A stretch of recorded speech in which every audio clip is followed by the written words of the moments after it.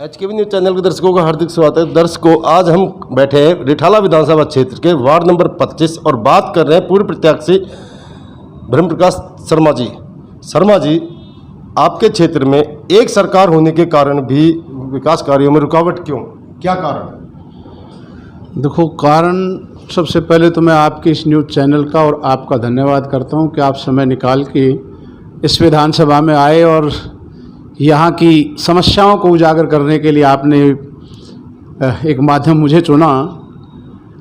इसका कारण मैं क्या कह सकता हूँ, कारण के लिए तो मैं नहीं बता पाऊँगा। कारण तो या तो विधायक बताएगा या निगम पार्षद बताएगा। लेकिन आज के वक्त पूरी रिठाला विधानसभा में सारा टोटल रास्ता खुदा पड़ा है। बुद्ध विहार में कहीं आने का जाने का रास्ता नहीं है। कोई काम एक तरीके से नहीं हो पा रहा।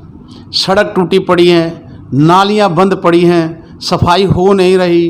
पानी जहाँ जहाँ गंदा आ रहा है बुद्ध विहार में, इतने लोग परेशान हैं कि गंदे पानी की वजह से कहीं कोई पाइप चेंज करने के नाम पर गलियां खोद दी जाती हैं, 20-20 दिन तक पड़े रहते हैं। लोगों के घरों के कनेक्शन काट दिए जाते हैं। लोग कहीं बाहर से पानी ला के अपना जीवन निर्वाह कर रहे हैं। बिजलेरी का पानी खरीद के इस महंगाई के दौर में वो पी कर लोग अपना वो कर रहे हैं।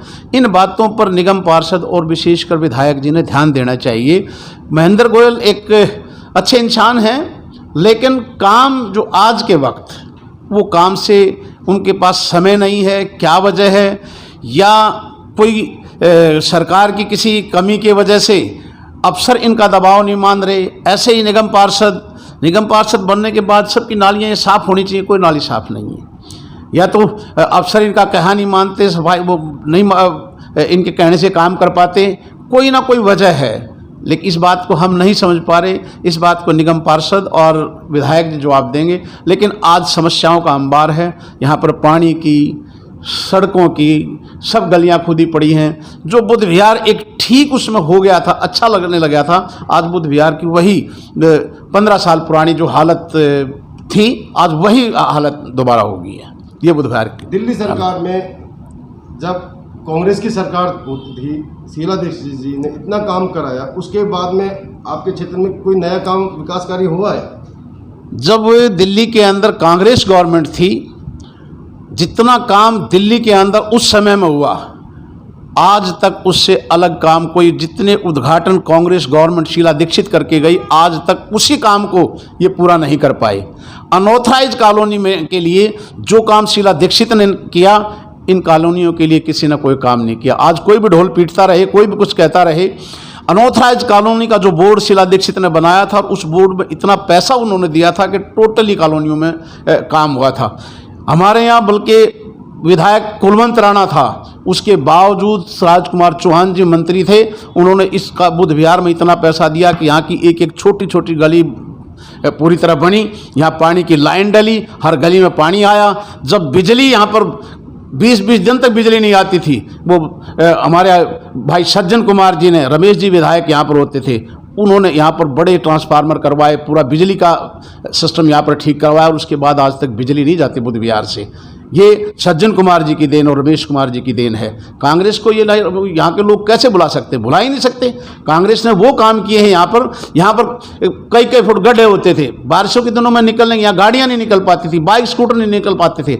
और जब रमेश कुमार जी विधायक थे, राजकुमार जी चौहान मंत्री थे, CM शीला दीक्षित जी थी, तो इन अनऑथराइज कॉलोनी, खाली बुद्ध विहार ही नहीं, पूरी दिल्ली के अनऑथराइज कॉलोनियों में सड़कें गलियों का काम हुआ और लोग बाग एक अच्छा जीवन व्याप्त करने लगे।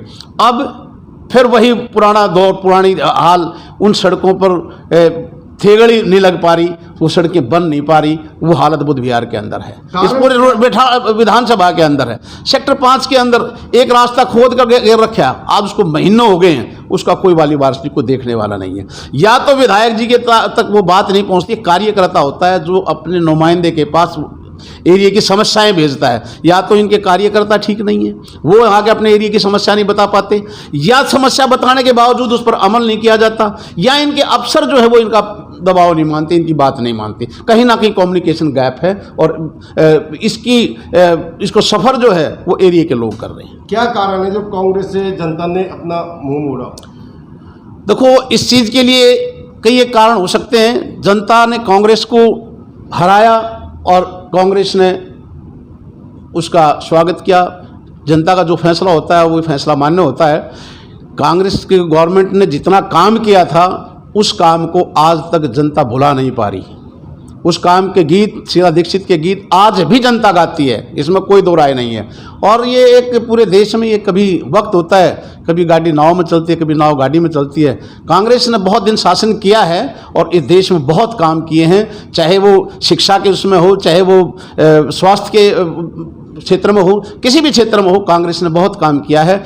आज सेंट्रल गवर्नमेंट, बीजेपी गवर्नमेंट इस बात के लिए खूब अपना ढोल पीट रही है, हम देश को आगे लेके जा रहे हैं, हम ये कर रहे हैं, हम ये कर रहे हैं। आज दुनिया, देश के अंदर बेरोजगारी इतनी हो गई है कि घर घर आदमी, बच्चे खाली बैठे हैं, रोजगार नहीं है बच्चों के लिए। यहाँ पर महंगाई इतनी बढ़ गई है, जो चीज़ 45 रुपये बिकती थी आज वो 150 रुपये, 125 रुपये बिक रही है। महंगाई इन्होंने बढ़ा दी, चाहे सिलेंडर की बात हो, चाहे सब्जी की बात हो, चाहे आप चावल आटे की बात हो, चाहे और किसी पेट्रोल की बात हो, डीजल की बात हो, किसी भी चीज़ में कहीं पर भी कोई पब्लिक को राहत नहीं दी गई। क्या लगता है आपको 2024 के अंदर? 2024 में कांग्रेस ग्रो कर रही है, कांग्रेस बढ़ रही है। मैं बींगे कांग्रेस की बात नहीं कर रहा, मैं एक आम जनता की तरह बात कर रहा हूँ। कांग्रेस का वर्चस्व बढ़ेगा, इसमें कांग्रेस का वोट प्रतिशत बहुत काफ़ी अच्छा जाएगा 2024 क्या में। राहुल गांधी जी की भारत जोड़ो यात्रा उसका बहुत बड़ा असर पड़ा है देश पे, और उसी का कारण करने के लिए जा रही है। टू भी करने के लिए राहुल गांधी जी बहुत मेहनत कर रहे हैं, और वो अपने लिए नहीं कर रहे, वो जनता के, इस देश के लिए कर रहे हैं। इस देश का जो हालात इस देश के इसमें हो रहे हैं, जो इसके अच्छे लोग, अच्छे विद्वान लोग जो जानते हैं देश के बारे में, वो जो समझते हैं इस बात का कि ये देश कितना पिछड़ चुका है। लोगों को रोटी चाहिए। हिंदू मुस्लिम और धर्म के नाम पर कोई मंदिर मस्जिद की, उस पर हम धर्म के विरोधी नहीं है, हम आस्तिक लोग हैं, नास्तिक नहीं है, लेकिन पहले रोटी चाहिए लोगों को, पहले लोगों का पेट भरना चाहिए, उसके बाद भी देश तरक्की करेगा। नोटबंदी पहले कर दी, नोटबंदी फिर कर दी, नोट छपवाना, नोट बंद कर देना, ये जनता के लिए कोई अच्छी बात थोड़ी है। इस पर जनता का मैसेज भी खराब जाता है और जनता सफ़र करती है इसके लिए। बड़े आदमी कौन जानता है इस चीज़ को? जो छोटा आदमी है, जो मध्यम दर्जे का व्यापारी है, जो छोटा दुकानदार है, छोटी फैक्ट्री वाला है, वो इस बात से सफ़र कर रहा है। आज लोगों के पास काम नहीं है, परेशान हैं लोग। लोगों को काम चाहिए, लोगों को काम दो, लोगों के काम के लिए सोचो। हम तो इस बात के लिए कहते हैं।